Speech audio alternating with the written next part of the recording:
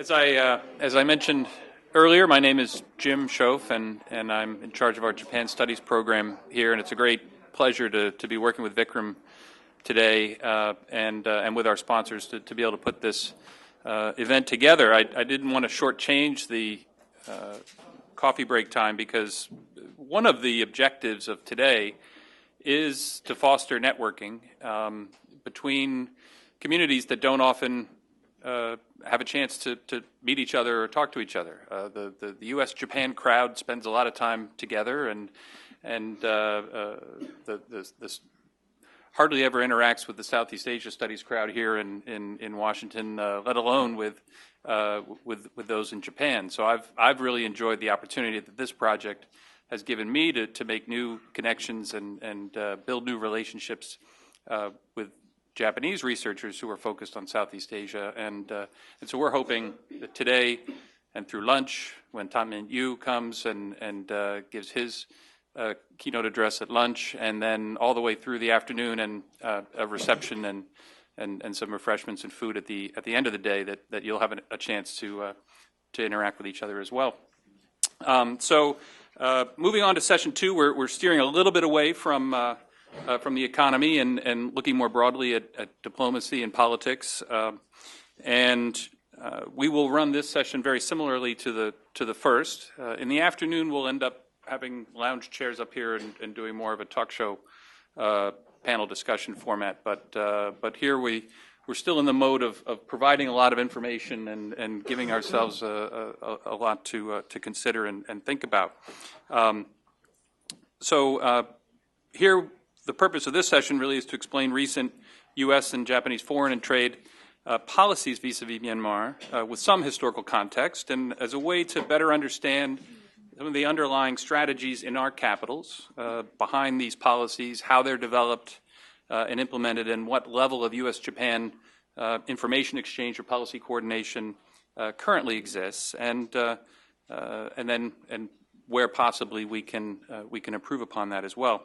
No country has seen its bilateral trade with Myanmar increase more than Japan has recently. I was kind of surprised to see that it had nearly doubled from 2011 to 2012, up to about $2 billion in bilateral trade, largely because of the export side, and not quite like China's $7 billion trade with Myanmar, but significant. And the United States is working its way back up there as well. Had peaked at about $500 million in 2000, and working now only up to about $66 million. But we'll talk a little bit about some of the policies and strategies about where we might go from there. We will hear first from Professor David Steinberg of Georgetown University and Johns Hopkins, I believe, as an affiliation there, who will give us his presentation, and then we'll turn to the rest of our panel. Very pleased to have the Minister for Economic Affairs from the Japanese Embassy, Kanji Yamanouchi, who also has experience in the Asian Oceania Affairs Bureau at the Foreign Ministry in Japan, and had worked on the Myanmar account as well. Kazumi Nishikawa, to my right, Special Advisor to the Minister for Economy, Trade and Industry, and Executive Director of JETRO Singapore. Came to us all the way from Singapore, so we could give you a little bit of snow today to feel the Washington ambiance. And I'm assured that it's not sticking to the roads out there, so don't worry, you can just stay here all day. There's no need to rush home. And then very pleased to have Judith Sefkin, Senior Advisor for Burma from the State Department, with us. So we have a great panel, and we're going to get off to a great start with David. So David, let me turn to you. Thank you very much. It's an honor and pleasure to be here. I want to thank Carnegie Endowment and our stalwart co-chairs, Tim and Vikram, for putting all this together. You know, I've been asked to talk a little bit about history, and I will talk about the present, and I will also talk about the future. But when a historian asks you to talk about history, you know you are really old when they ask you to talk about history.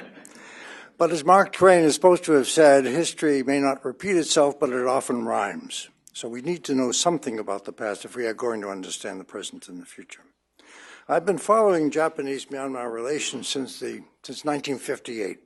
I've written on it, consulted with the Japanese embassy, was one of 3 Americans at the time who have done an evaluation of a JICA project, not in Myanmar, but in the Philippines.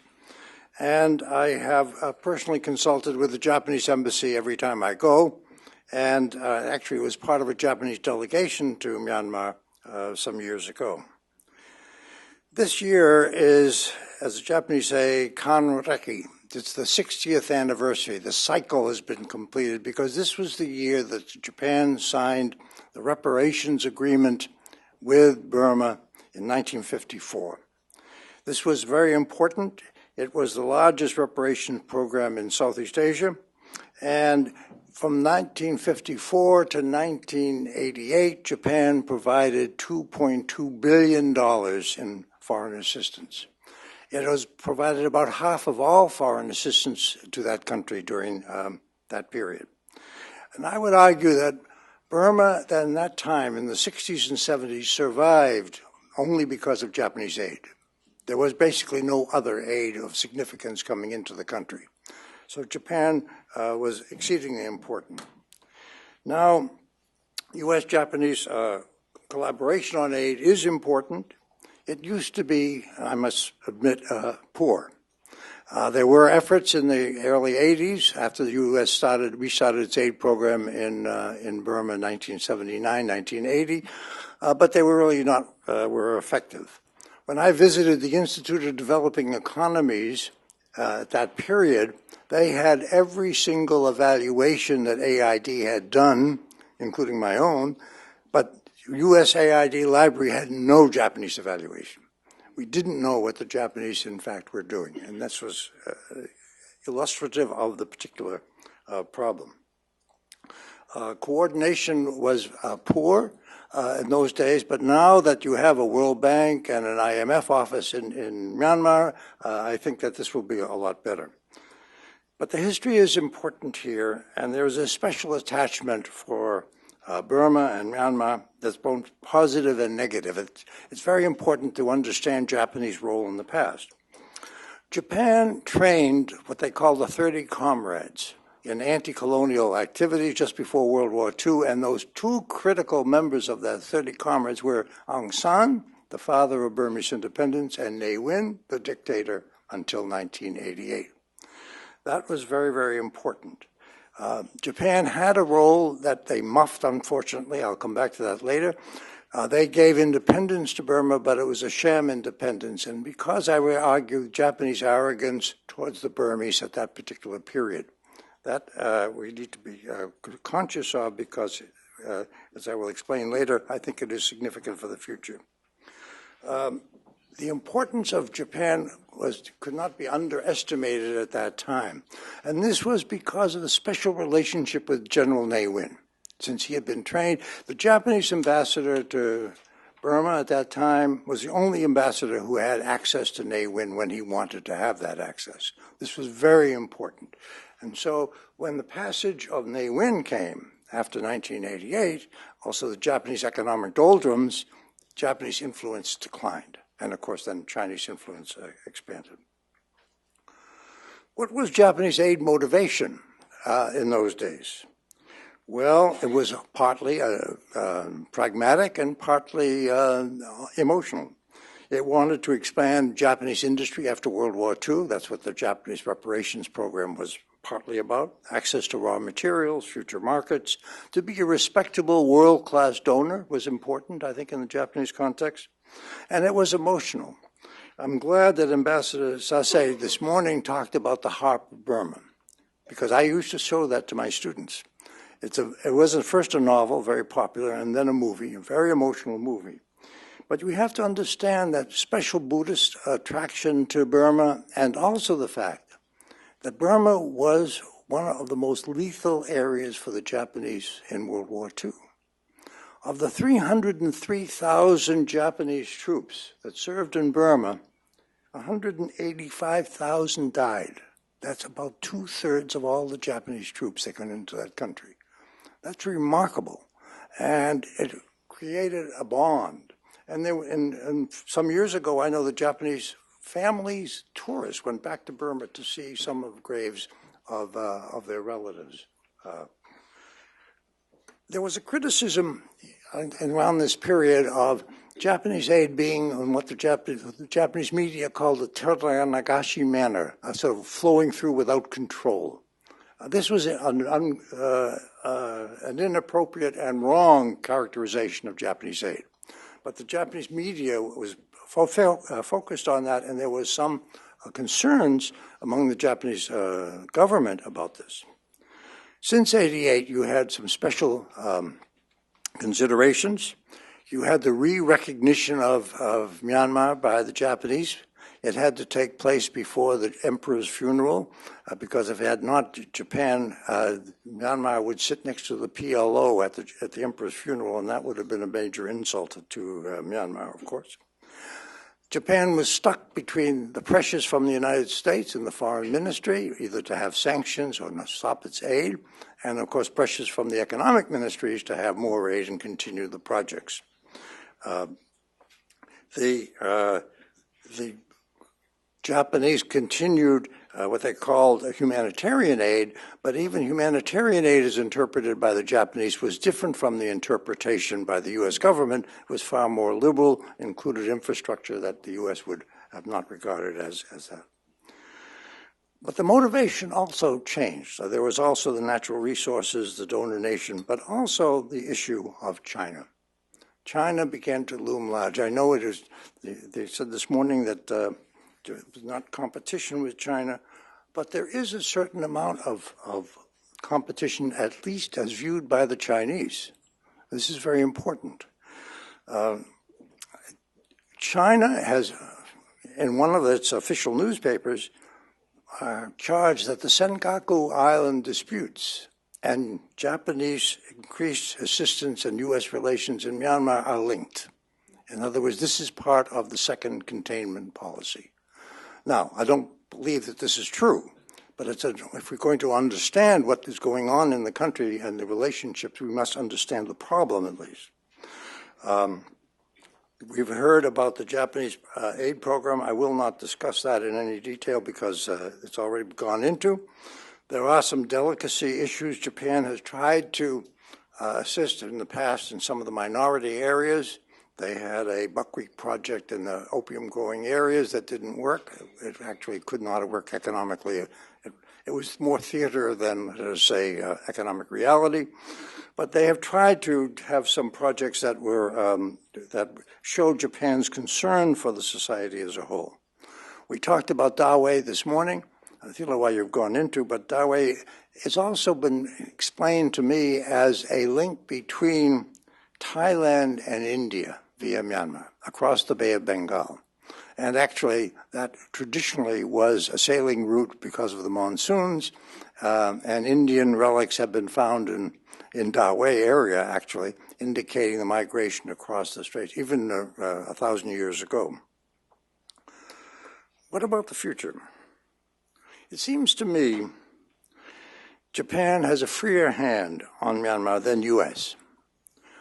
One of the problems with initiating sanctions is they're so difficult to get rid of. And they're easy to introduce because it's usually an emotional response to a bad event or a bad series of events, but getting rid of them is a problem. And Japanese foreign policy toward Myanmar is really in the shadow. In other words, it's made without a lot of public initiative, public debate, while the U.S. policy toward Myanmar is, of course, a central factor of State Department, executive branch, and congressional relations. So Japan in the future will have a freer hand in dealing with Myanmar than the United States will. And we see this in the sanctions issues that have been discussed this morning. The issue is coming up, of course, of the 2015 elections and the response of both countries to that.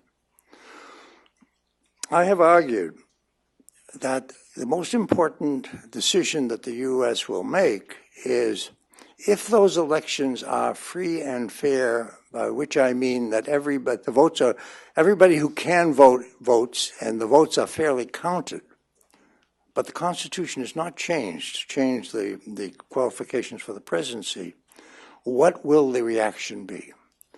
And there will be, I believe, a strong reaction from the Congress that this negates, in part, the movement towards democracy. The focus, again, is on Aung San Suu Kyi, of course, and her role in making U.S. policy has been, I would argue, profound. Japan will not have to deal with that to the same degree, and therefore will have a freer hand. Japan, I think, may be pressured by the United States to try and do something if the Constitution is not changed, and I hope Japan would resist that pressure if indeed there is pressure. One of the areas coming up, and it was mentioned this morning as being of critical importance to the United States, is minority issues.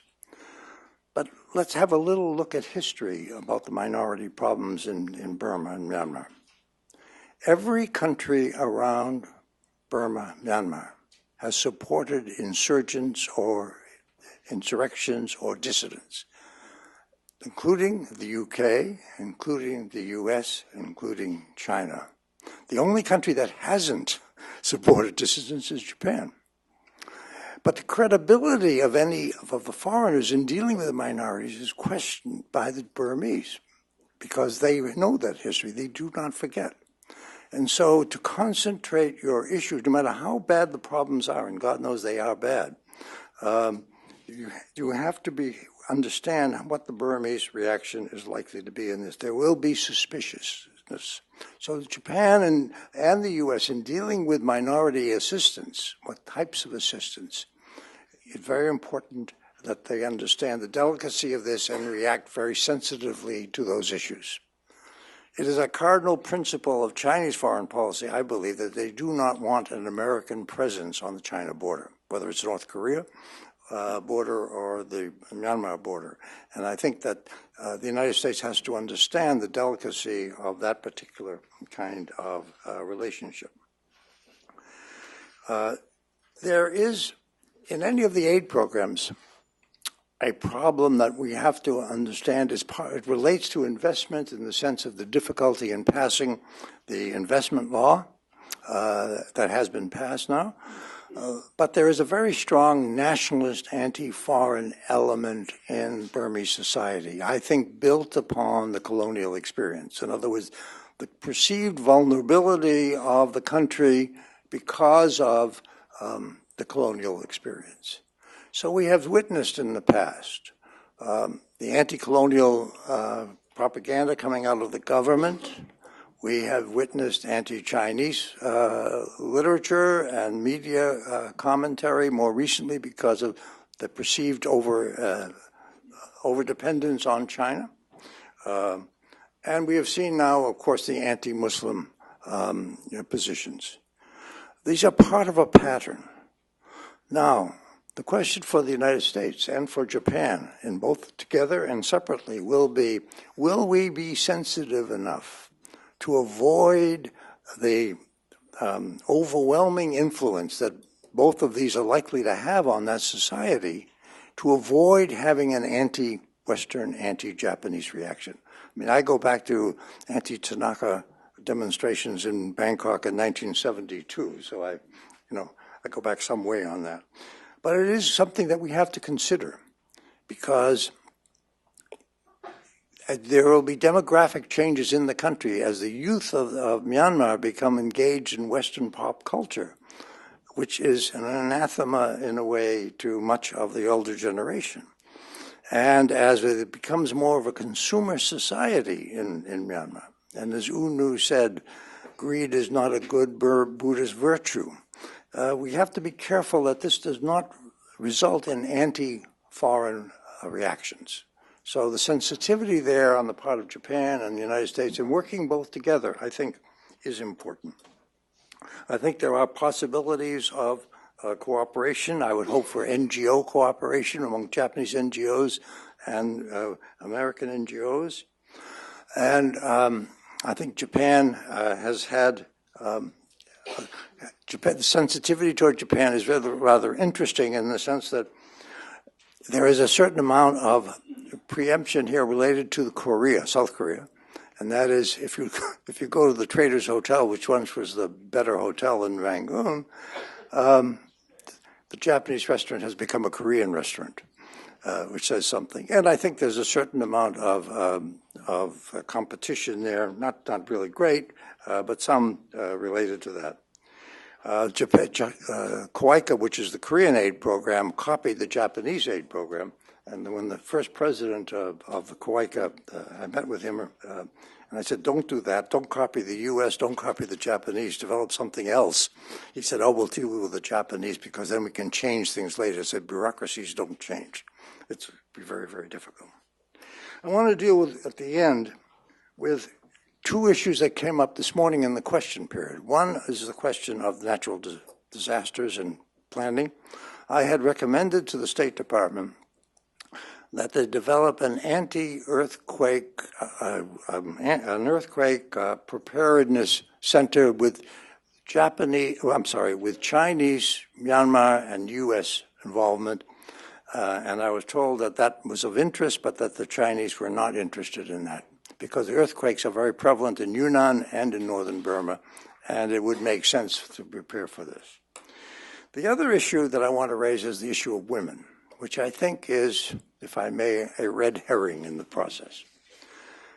If you look at the literature on women, there is no, and I wrote the first paper on women for USAID in about 1980 or 81. There is no country in Asia where the women traditionally have been more free than in Burma. They have had rights that no other women in the region have had in inheritance, in divorce, in marriage, and everything else. They control the trade in Burma, the small trade, and they are now higher. There are more women, I think, in higher education as students than there are men, and certainly women have never been discriminated against in terms of education. And they are in the health field and professions. The difficulty has been with the military. The Burmese women are about 1% of the military. And as the military has dominated, the role of women have been diminished.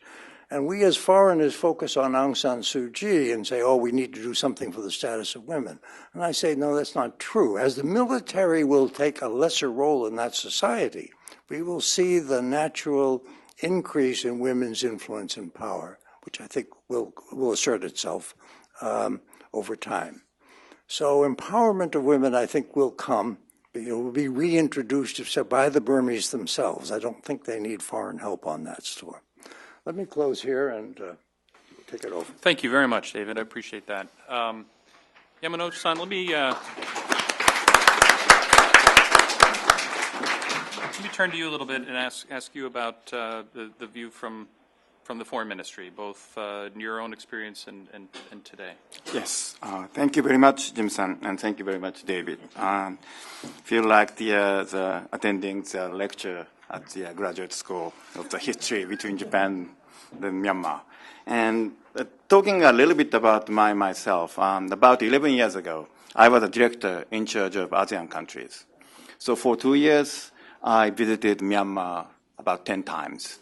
And I met Aung San Suu Kyi in person, and we talked a lot about our assistance and our approach.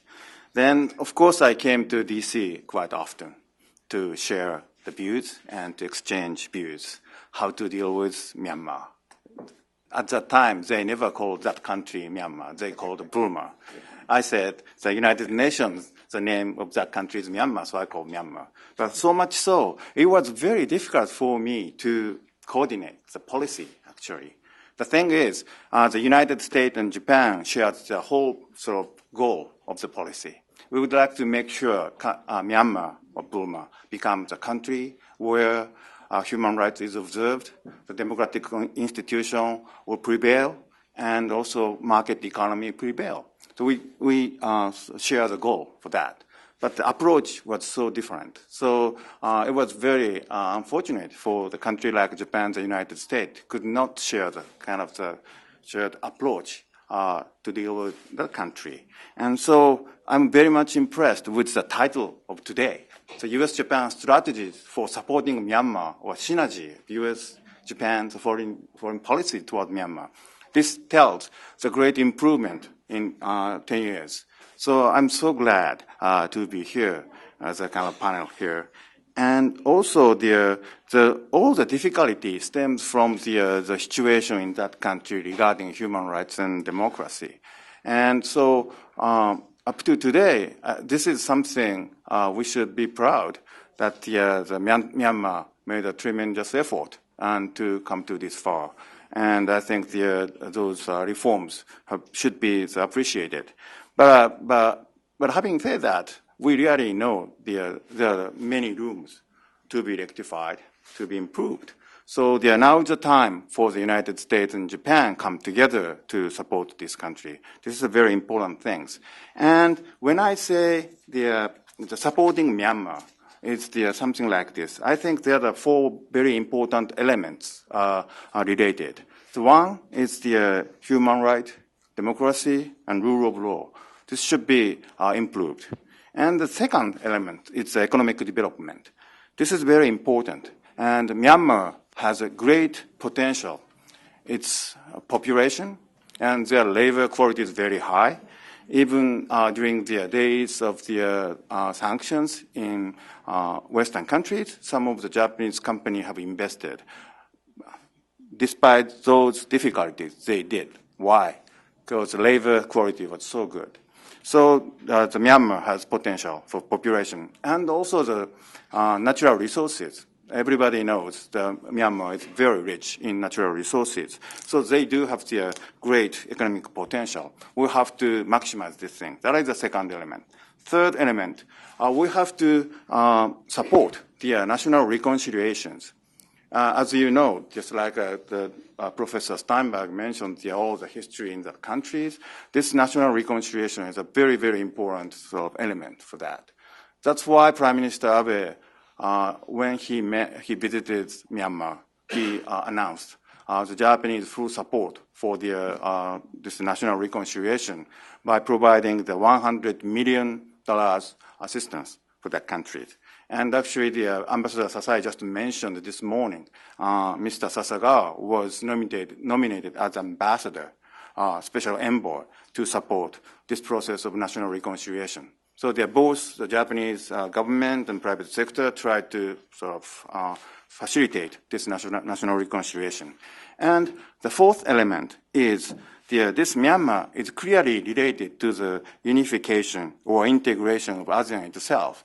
So we had the special summit between Japan and the ASEAN 10 countries last December. And one of the most important concept of this thing is connectivity. Because when we talk about the ASEAN, it's 10 countries. It's so different. The population-wise, Indonesia is more than 200 million. Laos, 5 million. And the language is different, and the stage of economic development is different. But still, if those ASEAN 10 countries come together to unite, to integrate, this sort of stability and prosperity of this region is very, very important. And so, in a sense, 10 years ago, Myanmar was a kind of the missing point, missing link. But this time, Myanmar is clearly inside ASEAN.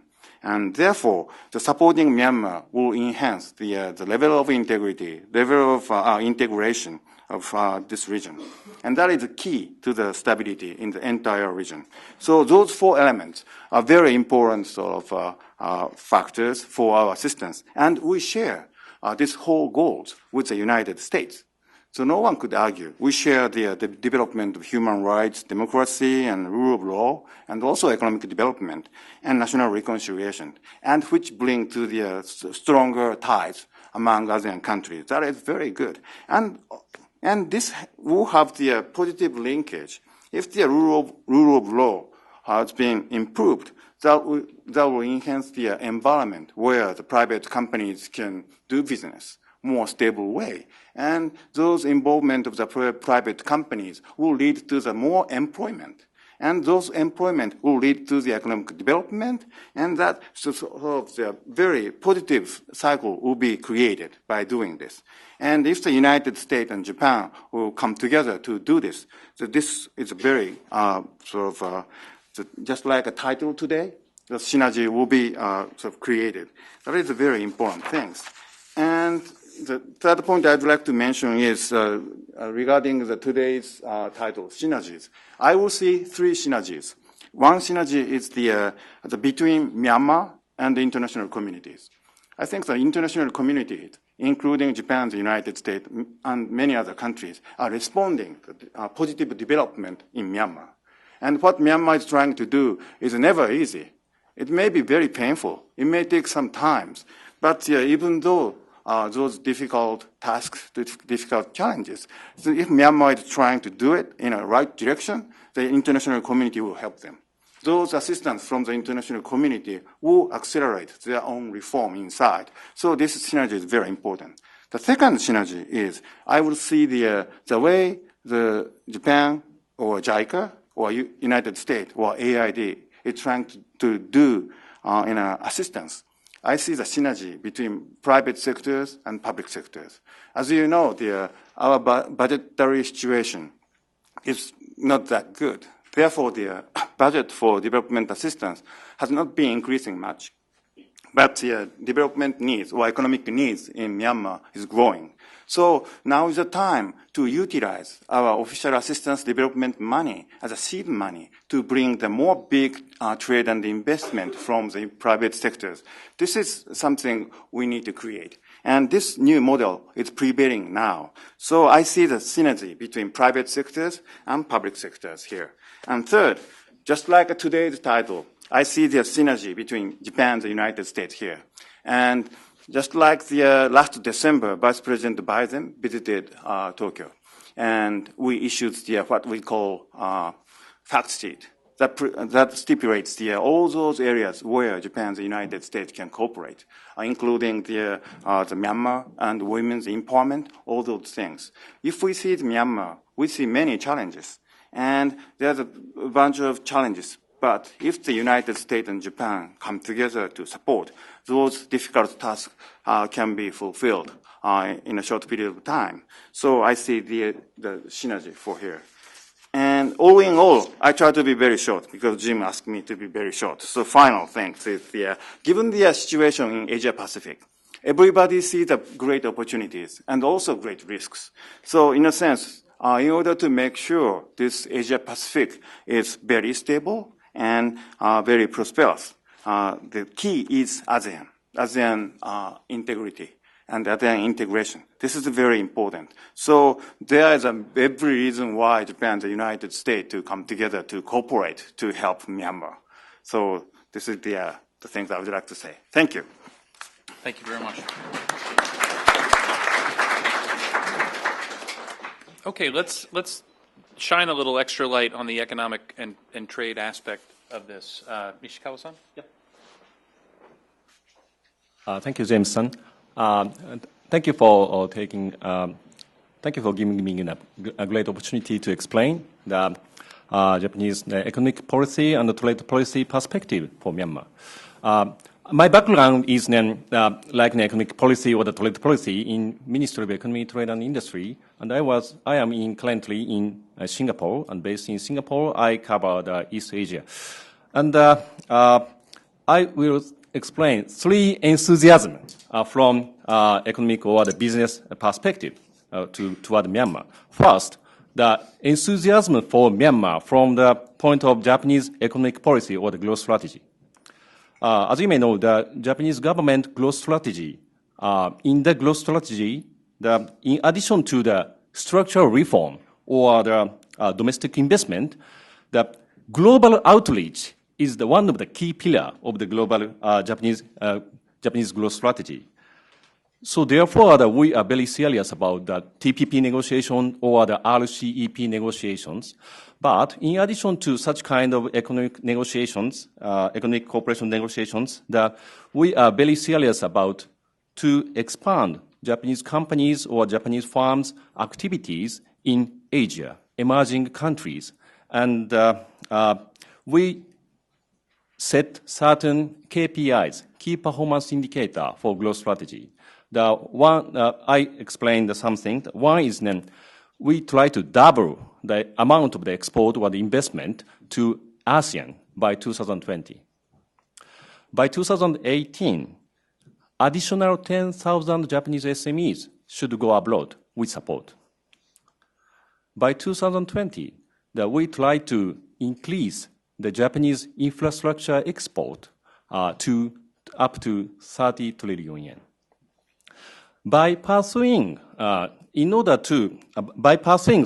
KPIs with regard to global outreach, Japanese government tried to increase Japanese companies' productivity or the market enlargement. In other words, without Asia, the Japanese companies' productivity will not be increased and Japanese economy cannot be revitalized. So we are very serious about the Asian policy.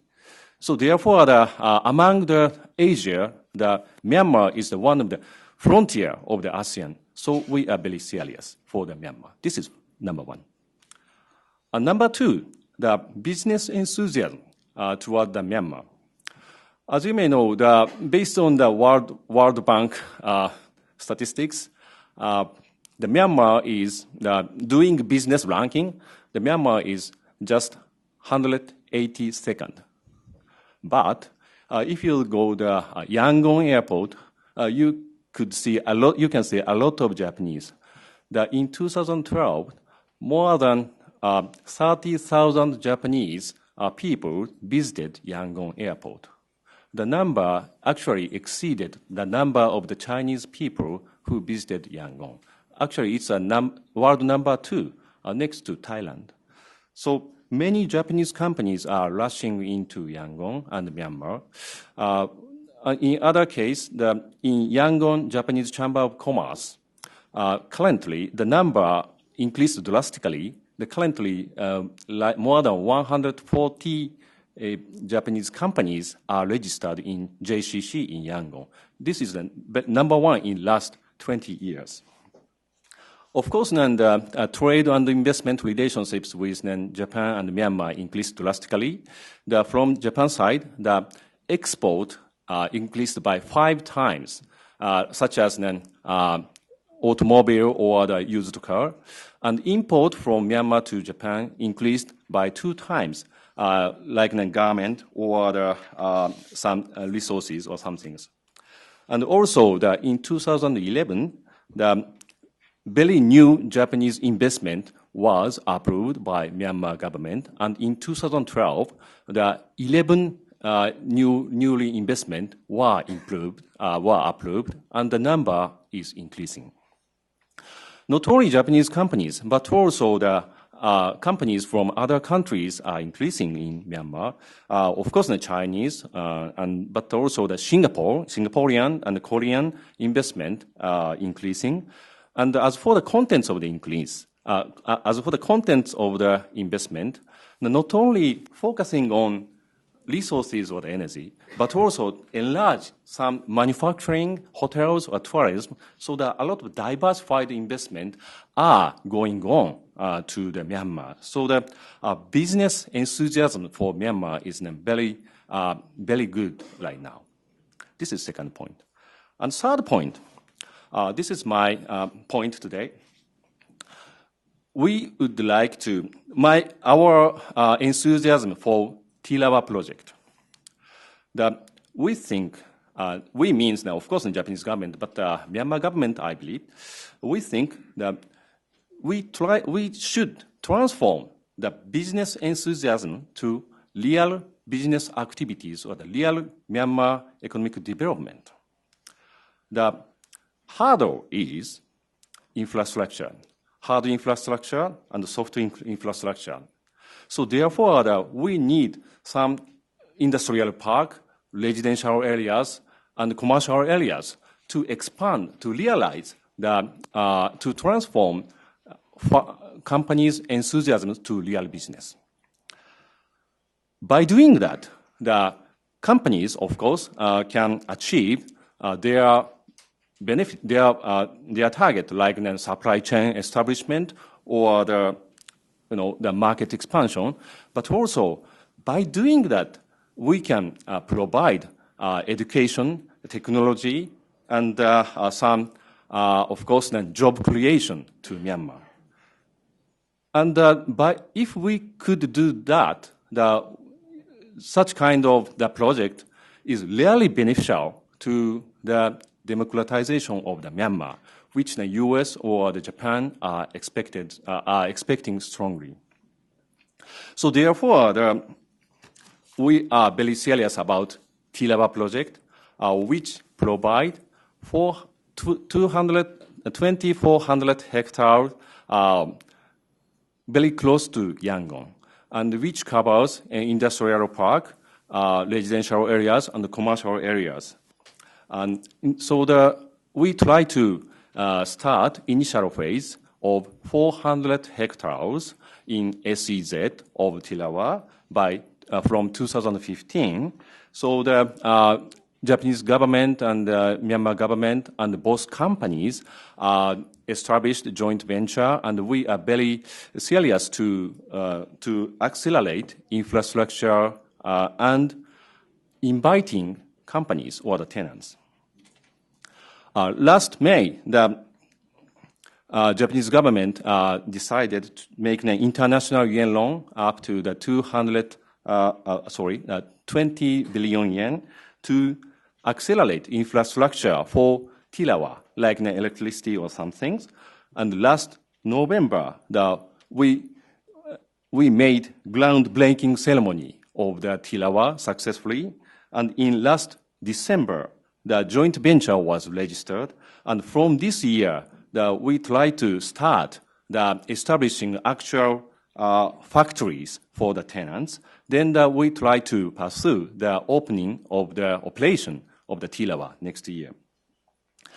And so far, as for the invitation of the tenants or the companies' involvement to TILAWA, so far so good. Already, more than 30 Japanese companies are strongly interested in the TILAWA project. But not only Japanese companies, but also other companies like the Singaporeans or the Thailand or the other neighboring countries are really interested in the TILAWA project. And as for the contents or the kinds of the investment covers EPEs, the export processing enterprise, such as machinery components or the electrical components or the garment, or some investment for Myanmar market, like an automobile or the motorbike or the food processing. These kind of the investment are nearly going on with regard to TILAWA. And we would like to accelerate the development of TILAWA based on these kind of high attention from the private companies. And my point is, of course, the U.S. companies are, of course, welcomed to join. We don't, the TILAWA project is not exclusive for Japanese companies. So of course, business-based decision will be made. But if the U.S. companies are interested in TILAWA, please check what is going on in TILAWA. And the JETRO or the METI or the Japanese government embassy really would like to help the U.S. companies. And finally, one point,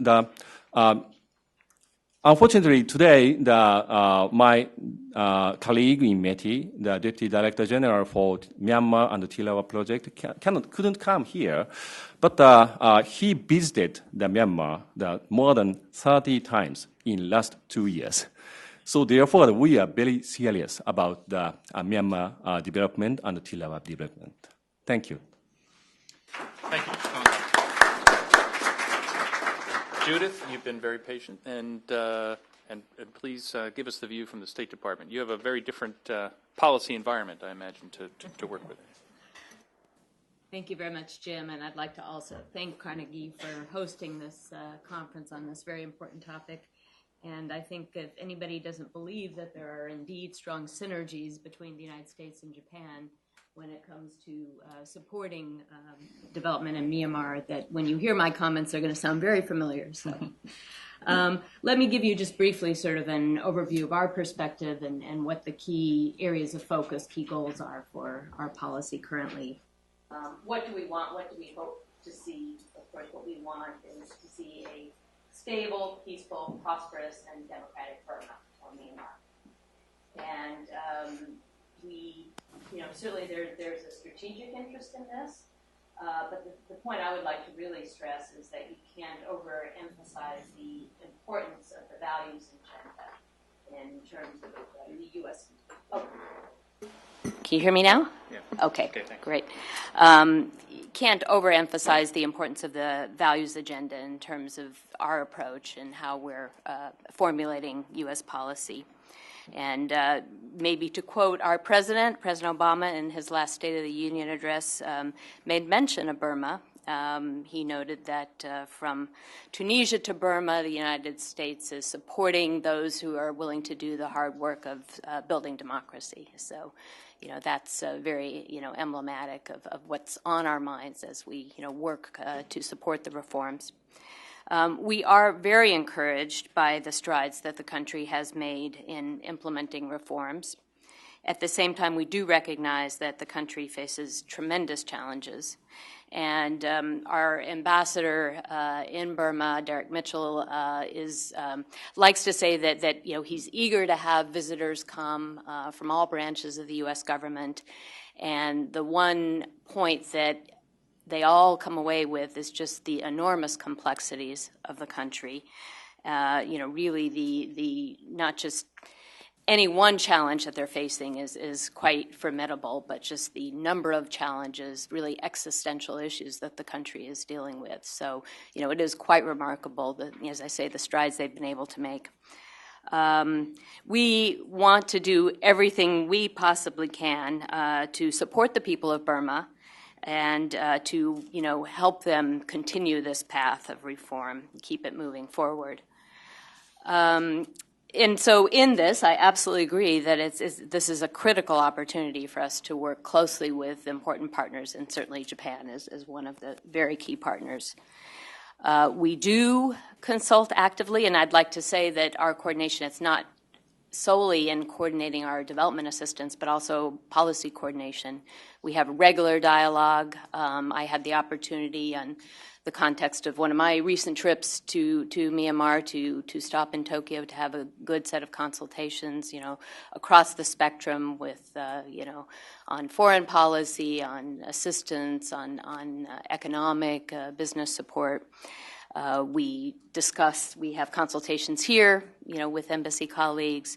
There are all the various dialogues, some of which have been mentioned, and of course our embassies in Rangoon also, consult regularly. So there's, very active dialogue. Let me talk a little bit about now, what the key elements of U.S. policy strategy are currently, and again, a lot of these are going to sound very familiar.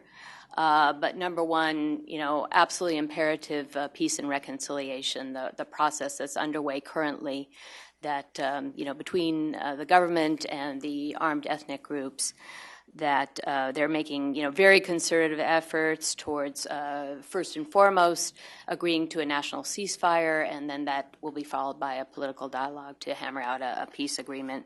And we do think this is critical for the reforms to be sustained in the country, for there to be peace, and, for the development to be able to take place evenly across the country. There needs to be the ability to, get free access throughout the country and ensure that all people can benefit from the reforms.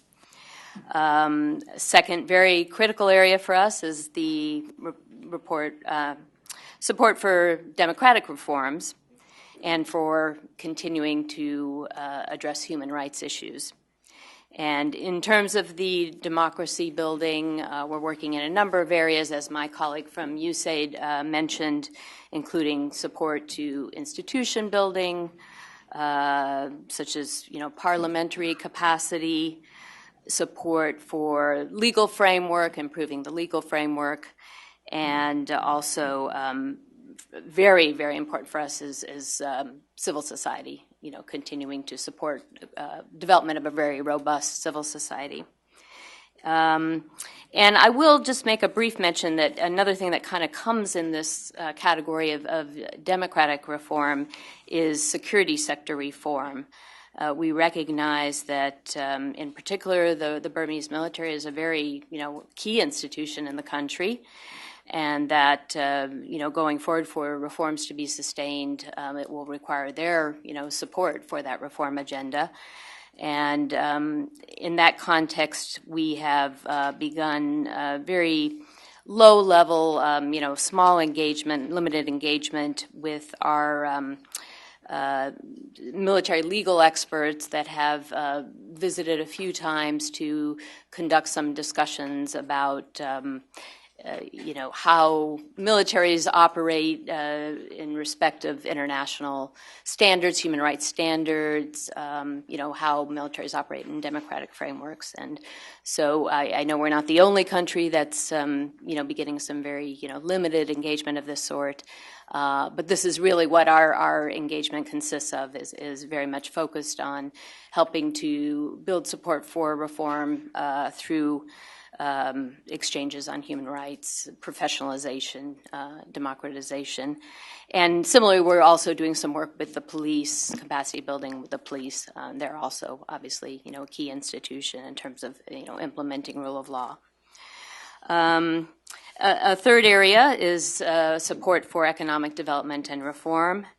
And in that area, we're working on a number of fronts. One is to also support policy reform, economic policy, the legal framework.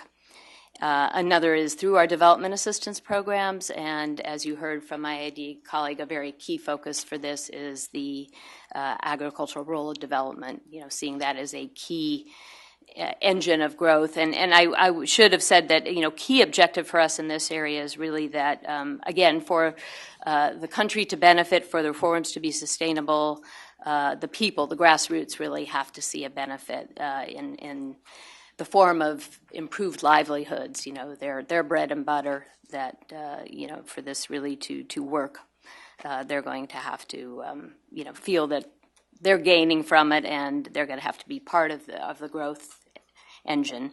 So we're looking very much for activities that will support that. We are also encouraging U.S. businesses to think seriously about investment and trade now with Myanmar. But again, the key phrase there, and you heard it from my AID colleague, is responsible investment.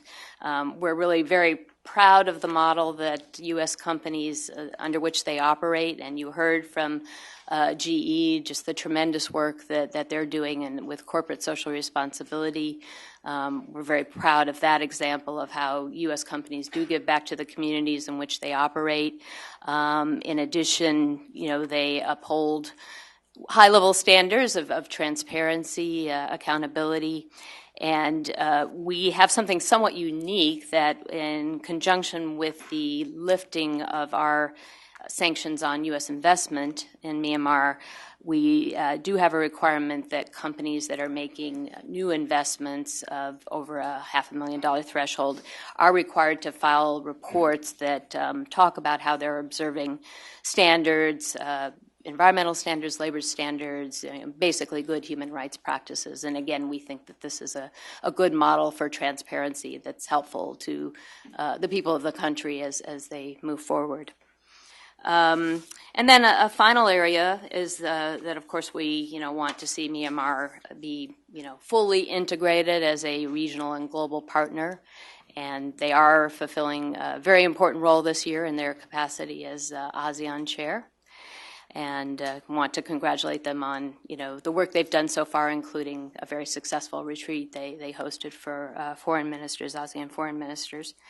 And also internationally, we were very happy that the government signed the IAEA additional protocol addressing key non-proliferation issues, and that they're working to come into compliance, to ratify and come into compliance. And there are a number of other initiatives like that are in the process of they're moving forward on. So, I think in terms of our work together with Japan, or how we work together, how we complement each other, of course, Japan is more focused on infrastructure. We don't really do infrastructure these days. Once upon a time we did in our development. We don't now so much. So it's good that Japan does, and we focus on other areas. But I do think there are some very important opportunities for collaboration, and I think we have areas that we're both working on, including rural development, food security. Health is an area that I think both JICA and USAID are heavily involved in, and I think the gender empowerment. With all due respect to Professor Steinberg, based on my experience, I think there is still scope for doing work. Women's groups that I've met with and talked to inside the country that are very much interested in getting more support. And I don't know, maybe is there a little bit of a difference perhaps in rural areas versus urban areas, but I think there are still issues, some basic issues to address there. So I think we look forward to developing collaborative activities in that area, among others. So I guess with that, I'll stop. Thank you very much, Judith.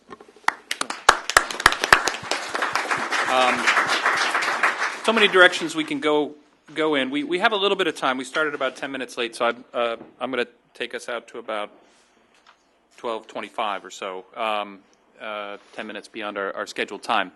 And I think it is true that we can think in the context of synergy. It's not only where our goals are aligned and our efforts are aligned, and there's synergy in terms of direct cooperation, but also synergy in terms of complementary action. Certainly our, even however modest they are, engagement with the military in Myanmar is going to be something that will be developing at a pace very different than anything Japan will do, for example. And some of the hardware infrastructure connections that Japan is developing, both in the government sector and eventually through the private sector, and will be different than maybe the software emphasis that the U.S. is putting on.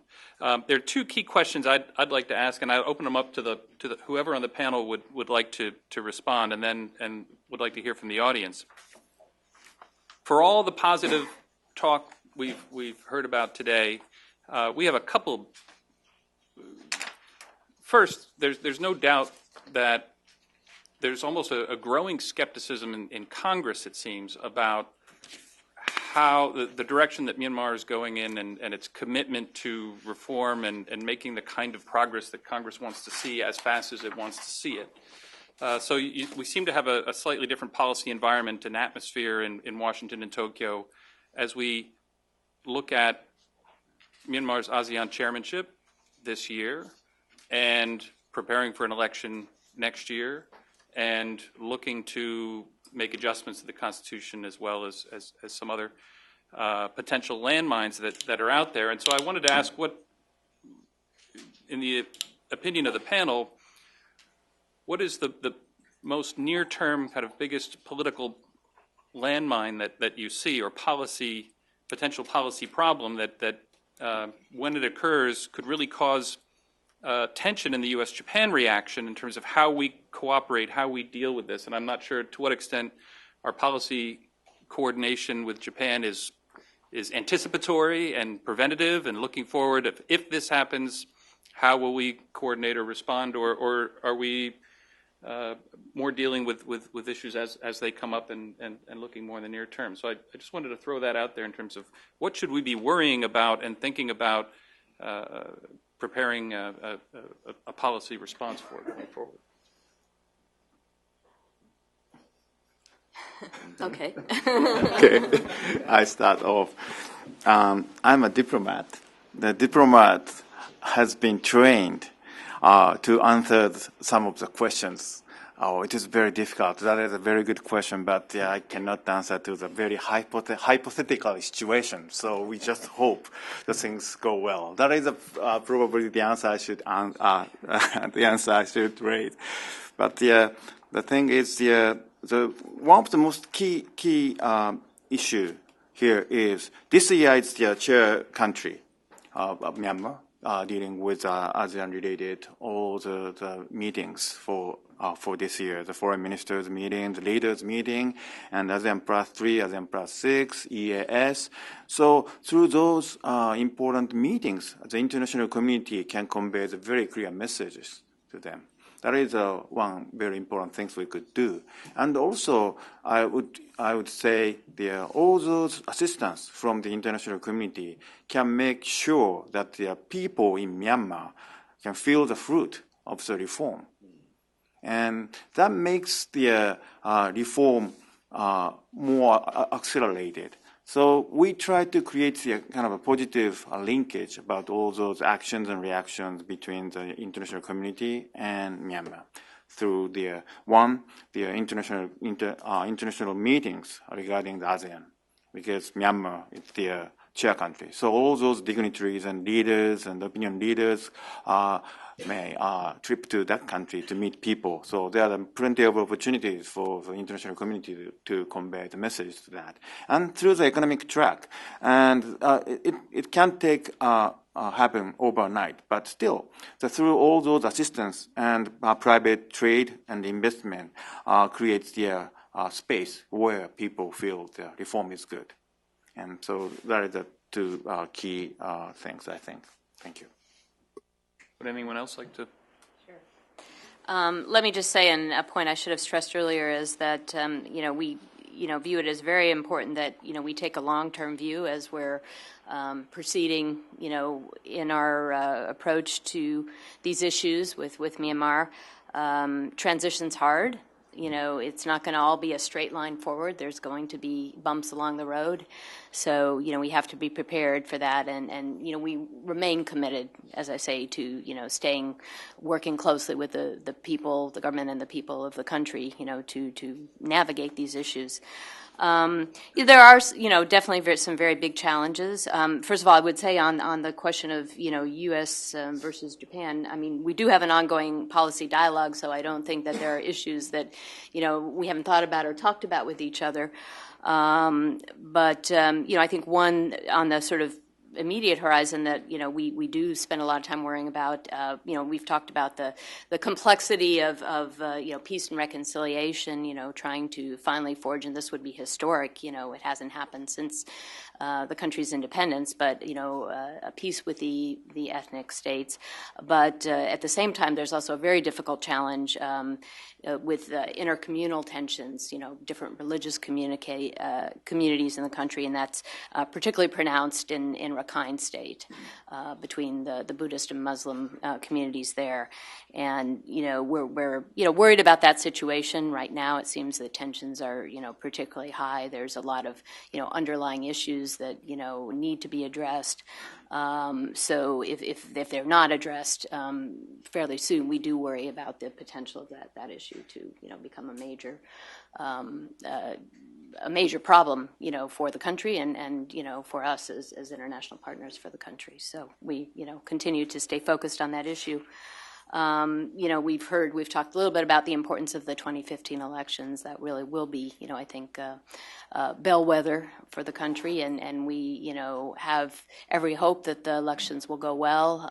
We're certainly committed, as you heard, to participate where we can to help build capacity with institutions and groups that will be key in, carrying out that election campaign and, conducting administering the elections and for the people, civil society and media, all sorts of groups, stakeholders that have key roles in democratic, electoral processes. But obviously we'll have to gauge a lot from, what does happen in those elections, in terms of where we are at that point and where we go next. Just quickly, There was in Japan a Japan-Burma Association. There was also a Japan-Myanmar Association, indicating the split in the Burmese community itself about the politics. But in order to understand where we are and the problems of the 2015 elections and reconciliation and the importance of human rights, we have to understand the lobby in the United States that exists and has existed very, very effectively on anti-military opinion here. This has moved the Congress very profoundly. And these people are well organized, they have the moral high ground in many cases, and they have access to everybody in the Congress. They have access to Laura Bush, other people. So that what we see that the problems that are created by the Burmese government themselves, and there will be many problems, they will be exacerbated in the American view by the lobbying efforts here, because they will say, aha, they didn't do enough. Even though the standards that we apply to Myanmar are certainly not the standards we apply to a whole bunch of other countries in the ASEAN region and China and many other places around the world. So it's something to keep in the back of our minds when we look upon this issue. Only one thing from the business perspective. Of course, the business expansion or the infrastructure development cannot be done under the sacrifice of the human rights, especially in current situation in Myanmar. So every business and the infrastructure project like Tirawa should focus on the human rights issues. So in that sense, I was very happy to listen about the GE initiatives this morning. And I would like to say, as for the Tirawa project, thanks for the JICA Corporation and the enthusiasm of Myanmar side, we emphasize the importance of the environmental impact assessment as well as the healthy resettlement action plan of the local peoples. We are very careful about that. Thank you. Thank you. I will put my second question into my pocket so that we have some time for the audience here. So I'll take a question there. And please let us know who you are and where you're from. And maybe we'll take two questions at a time and then keep going. Hi, my name is Alex, and I'm a Burmese student at the George Washington University. I have a question for Ms. Sevkin from the State Department. See, we all like to congratulate, a country and a dictatorship when it comes into the modern world and becomes democratic. And I think that in the past, the U.S. has led the attack and condemnation on the regime for being a dictatorship. And now that Burma has come into the modern world, into a democratic world, we now have a parliament composed of civilians, well, albeit former military people. I feel that there has been less pressure applied in order to reward this democratic process, which is accurate. But at the same time, what are you doing as the State Department to ensure that appropriate pressure is still applied? Because, there's still a lot of changes that need to be done. There's certain policies in place right now, such as the 25% military rule in Parliament, which is against U.S. views of democracy. There is also policy restricting Aung San Suu Kyi from ever becoming president because of the marriage law. So I'd like to know what the U.S. Department is doing to ensure that the peaceful process continues. Thank you. Thank you. I had a question here. Yeah. There's a microphone coming. Hi, Priscilla Clapp. 15 to 20 years ago, in the 1990s, there was a formal program of cooperation between USAID and JICA, where we built on the differences in our foreign aid, namely that the JICA likes to concentrate on infrastructure and we more on the human capacity side.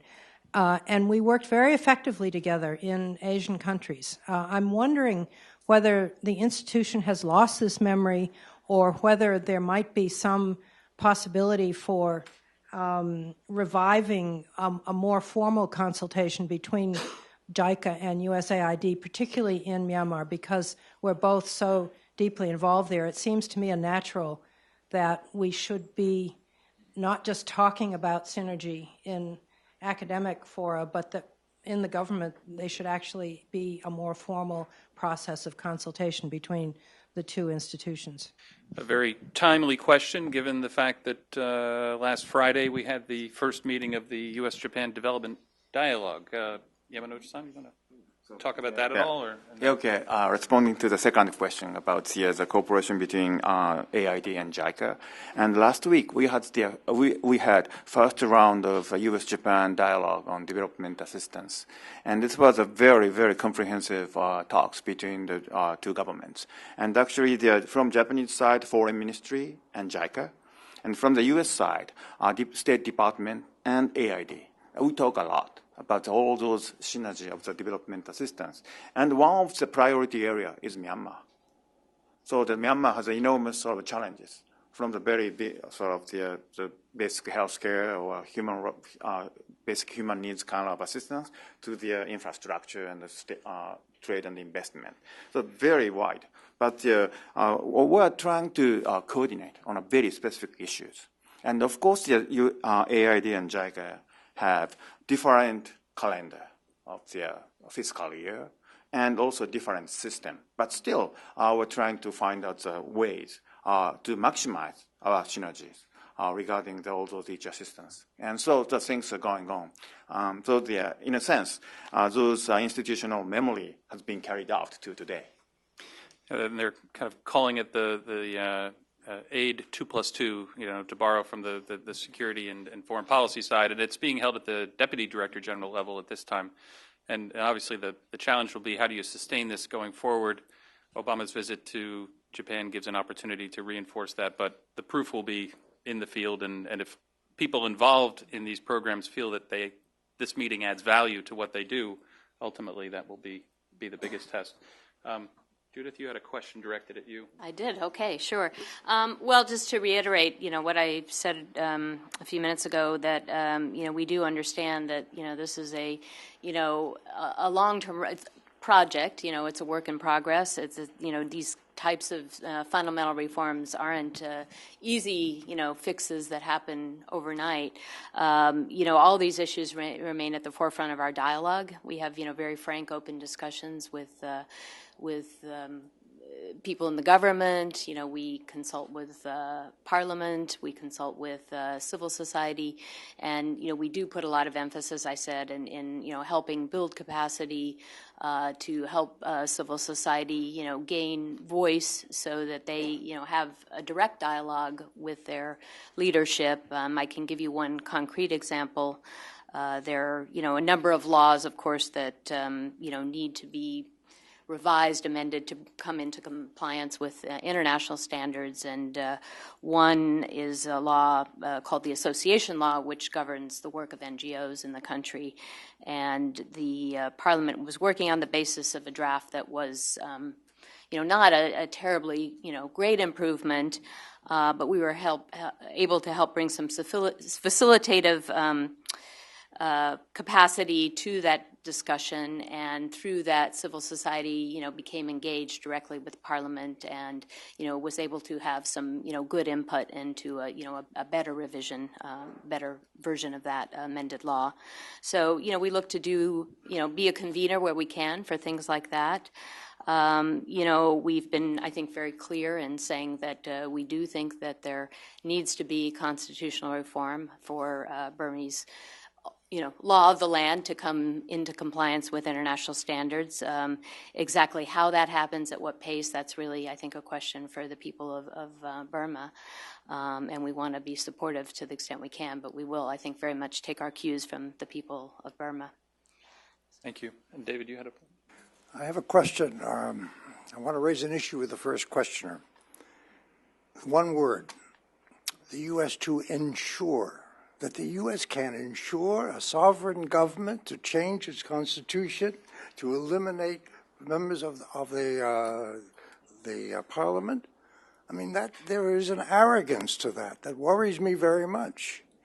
It's the attitude behind it. It's not. I mean, we use these words indiscriminately, but they do have meaning. And it is that kind of meaning which creates problems for dealing with the Burmese. Because they say, you guys are arrogant, and we are arrogant, not knowing that we are arrogant in a way. We know that we shouldn't be, and we try not to be, but sometimes our language creates this feeling. So I think that we have to be very careful about how we deal with that. Yes, we would try and convince. Yes, we don't like some of these things, but ensure is not the word to use. I think we could take one more humble question here, and then we'll break for lunch. I'm sorry, this gentleman here. Hi, good morning. Bert Wong from Guangming Daily.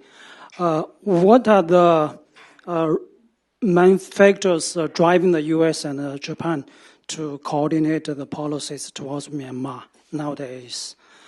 If China's competition and also Americans' sequestration are the two factors behind the policy coordination, so what kind of a role you expect China to play in the future in Myanmar? Thank you. That's a good question, and I suspect you might get slightly different answers depending on who takes that question.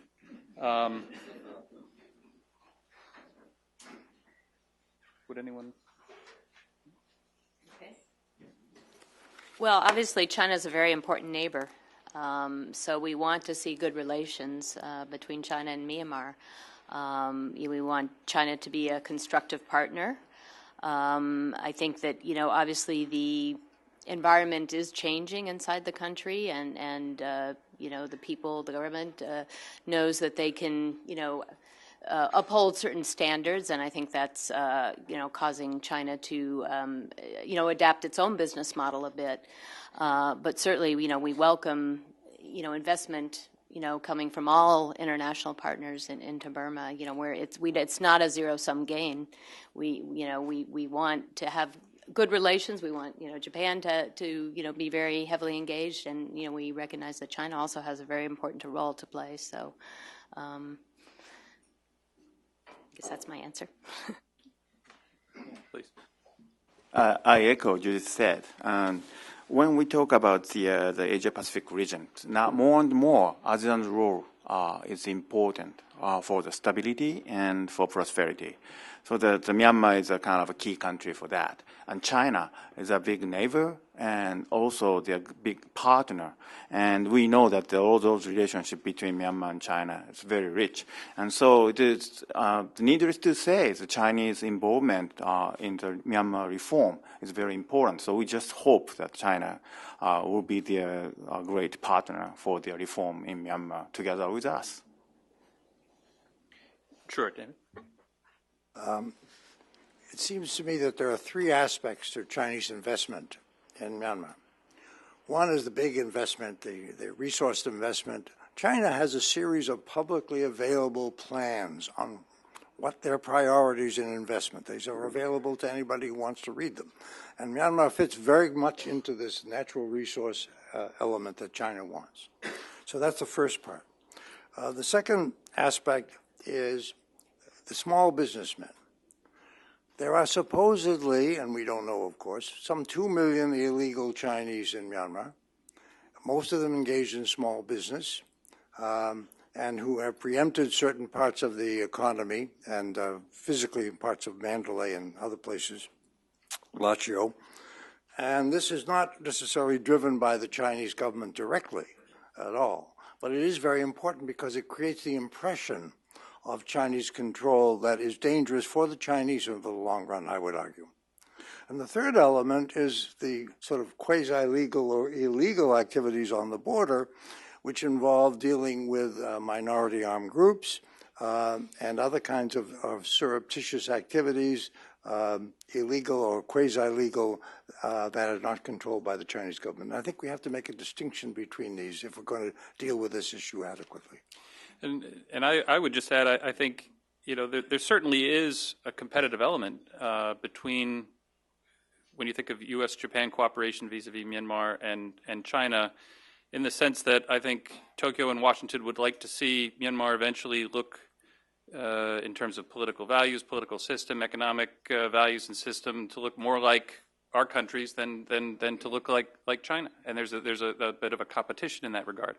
But I also think, and I think the ambassador touched on it this morning, that I think we understand the bigger picture and the broader goal here, which is Myanmar's development is also a great opportunity to draw countries in the region together in a very positive way. For this, and this is why the peace and reconciliation within Myanmar, but it will and can impact in a broader context as well. So I think that's part of what's driving it as well. Well, thank you everyone for your patience, letting us go over a little bit. We have a chance now to enjoy lunch, which is outside, and we will reconvene a few minutes. We'll say 1 o'clock, but we may start a few minutes after, like 1:05 or so. But you don't want to miss our lunchtime keynote presentation. Tom Mint-Yu is here, and we look forward to his speech, and then we will resume with the conference the remainder of the afternoon. Thank you, panel, and David, for your presentation.